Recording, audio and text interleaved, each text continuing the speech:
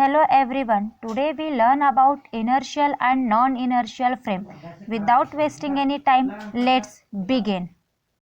In this section we learn about inertial and non-inertial frame of reference. Again, let us consider a drinks compartment with a table and a block, and let's say the train is not moving. That is it is a stationary, and if we throw the block directly upward, we will see that it comes back to the same point where it was thrown up. Now let us look at another case, and this time the train is moving with a constant velocity. Okay, it is moving with a uniform velocity. So if we repeat the same experiment inside the compartment, what do we expect to see? Remember, the train is now moving with constant velocity. Well, the block come back down again at the same point. And if you are traveling in a train, and once the train reaches constant velocity, you can try what happened. It will come back in your hands, and that what happened right now. Let's watch this experiment from the earth frame of reference. At time t is equal to 0, the ball is thrown straight up in the train's frame. So in the earth frame, the motion of the block will look something like this. The block hits the same point on the table from where it started in the earth frame. Why did the block just move straight up? Why did it also have horizontal component of the velocity? Well, the thing is, the just at the time of projection, the block was in contact with the train. Hence, it was also moving at the same velocity as the train, and when it was thrown up, it also continued to move horizontally because of the velocity it caught from the train. Now there is the force of gravity acting on the block which brings it down again. But is there any force acting in the horizontal direction? Well, no, right? And that's reason continues to move with the same velocity as the train, because no external force is applied in that direction to change it, and the train also continue to move with the same velocity, because we already said that in the case train travels with uniform velocity. Hence both of them travel equal distance in equal time. Hence the block lands back at the same place on the table. Now in the train's reference frame, the train itself is stationary, right, and there is no force in the horizontal direction. And because there is no horizontal velocity of the train itself in the train frame of the reference, the block's horizontal velocity is also 0, right? It will only have vertical velocity at the point of projection.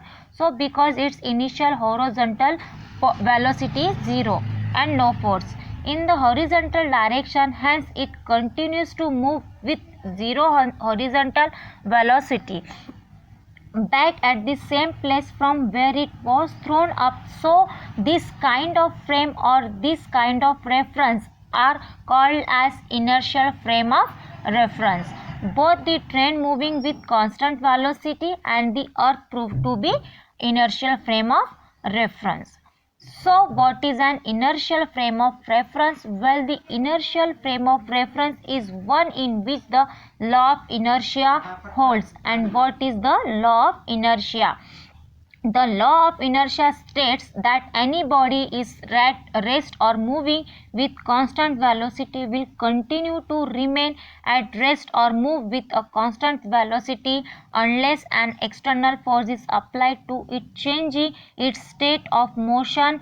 So if no force is applied to it, the body will continue to move as it was moving or will remain at rest if it was not moving. So now you know why we said that the train's frame moving with a constant velocity and the inertial frame of reference, because in the train frame, although the vertical component of the velocity, because the force of gravity acting on it, but the horizontal direction no force act, and its horizontal velocity train frame remains 0. Similarly, in the Earth frame of reference, the block is moving with the same velocity as that of the train just at the point when it is projected up, and because there is no force in the horizontal direction, velocity as that of the train even during its flight, and lands back at the same spot on the table which itself was moving along with the train at the same velocity. And the only force that was applied during the time projection or throwing up of the block was directly upward, right? Hence, even in the process of throwing, no horizontal force is applied. So in the inertial frame of reference, that is when the train is stationary or moving with a uniform velocity, we mark the point directly underneath the block and release it, and because we didn't give the horizontal velocity, it fall at the marked spot, suggesting that due to lack of any horizontal force on the train reference, it continued to have zero horizontal velocity during its flight, otherwise it would not have hit the mark point. Isn't now consider the case when the train is accelerating in the direction shown as earlier marked the point on the table, the block, and when we release a block kind of moves back and did fit the mark point or the mark lying on the table. So the block got displaced, and this amount of displacement really depends on how much is the moving frame of reference accelerating, which is the train. In our case, more the acceleration, larger this displacement. But was there any horizontal force applied to the block? Well, no, right? Nobody touched it, or there is no force field the horizontal direction, but it did move because it moves in the finite time. Its velocity initially was definitely zero time displacement in a finite amount of time. Basically, the block moved in the horizontal direction from zero initial velocity to some finite velocity. So the law of inertia Leopold's here because we did not apply any force in the horizontal direction. So even though no real force act on it, the pseudo force. Pseudo force, the velocity of the block changes. Hence, the law of inertia does not hold good when the train is accelerating. So, an accelerating frame of reference is a non-inertial frame of reference because the law of inertia does not hold good, and because in this frame we this motion, hence we bring in the concept of pseudo force. Exit, but it's needed to explain this kind of movement in accelerating frame of reference. So a frame of reference is inertial only when it's either stationary or moving with a uniform velocity, but an accelerating frame of reference is a non-inertial frame of reference in which the law of inertia and hence the Newton's law do not hold good unless we bring in the idea of pseudo force. And I will suggest that you don't generally choose accelerating solving problems you know rather sticks to the earth or any other inertial L frame of reference, at least inertial unless you know what you are doing. So if the earth frame inertial, we should the motion of the block when the train is accelerating from the earth of frame of reference without bringing in the idea of pseudo force. So can we do that from the earth frame of reference? The motion of the block is still seen to be similar to the path being parabola, just like we saw in the case moving with constant velocity. Zoom in a little to see what actually happening. Let's look when the train moving with a constant velocity. So the table is moving with the train and the block is not the air. Actually you have now some which we are not showing you, and he must be standing on the train, so he would also moving the same velocity as a train, so the block in his hand would also move with the same velocity as the train. Now remember, right now we are observing it from the earth frame of reference. So just before the block drop, it is moved the with some velocity, and table would so be moving with the same velocity, both these velocity being equal to that of the train.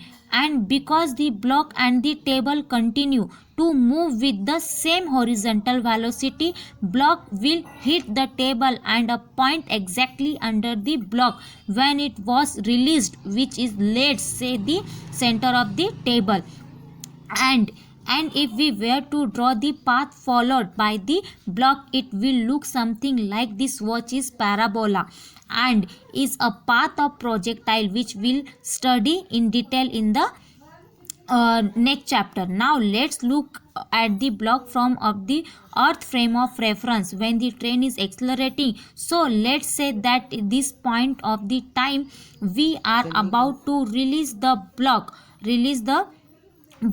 but at this time is the velocity of the block and the table same? Well, of course, right, as long as the block is not released, it will also experience the same accelerating, which would mean that both the block and table will have the same velocity at all times until the block is released. So at the time of release, the velocity of the block is same as the table. Now let's mark the point on the table which is directly under the block. Now we will watch the motion of the block and the table in the slow motion again. After a movement in the time, what is the horizontal velocity of the block? Well, it remained the same as it was a moment ago, right? But by this time the increase, because it is still attached to the train and hence accelerating. Then after some more time, block still move with the same velocity in the horizontal direction, while the table velocity increase further and it continue until the block hits the table.